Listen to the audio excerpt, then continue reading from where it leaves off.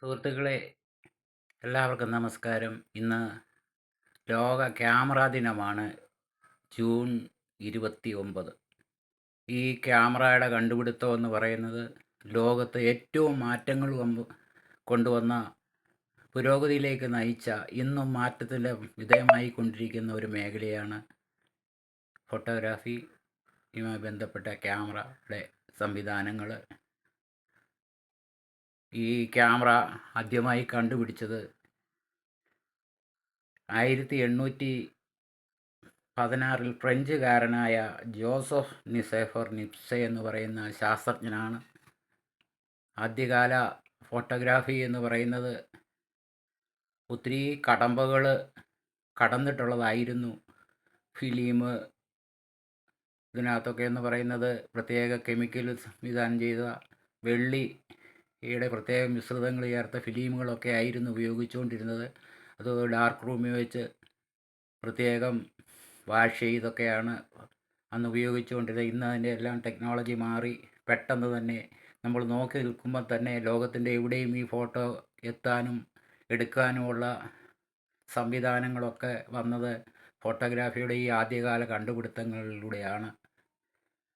ഇതൊക്കെ പഴയ കാലത്ത് ഉപയോഗിച്ചുകൊണ്ടിരുന്ന ക്യാമറകളാണ്.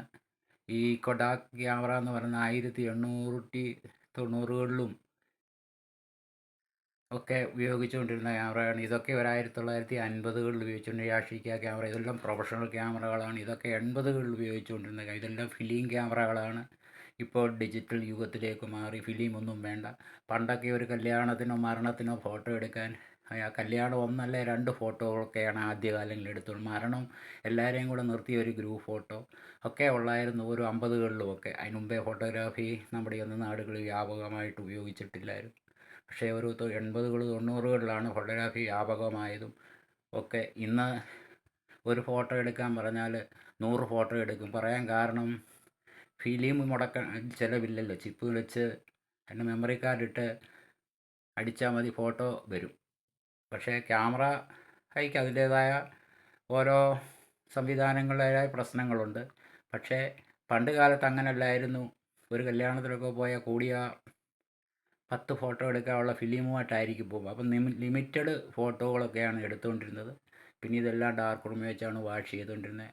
അപ്പോൾ ഇന്ന് ലോക ക്യാമറ ദിനത്തിൽ എല്ലാവർക്കും ഈ ക്യാമറ ഉപയോഗിക്കുന്ന ഇന്ന് എല്ലാവരുടെയും ക്യാമറയിലാണ് മൊബൈൽ വെച്ചുള്ള സംവിധാനം. ഇപ്പം ഞാനും ഇത് എടുക്കുന്നത് എൻ്റെ മൊബൈൽ ക്യാമറയിലാണ്. അപ്പോൾ കാലം ഒത്തിരി മാറി. അപ്പോൾ ഇനിയും മാറ്റങ്ങൾ സംഭവിച്ചുകൊണ്ടിരിക്കുന്നു. അപ്പോൾ ഇന്ന് ക്യാമറ ദിനത്തിന് എല്ലാവിധ ആശംസയും. ഓക്കെ, നന്ദി.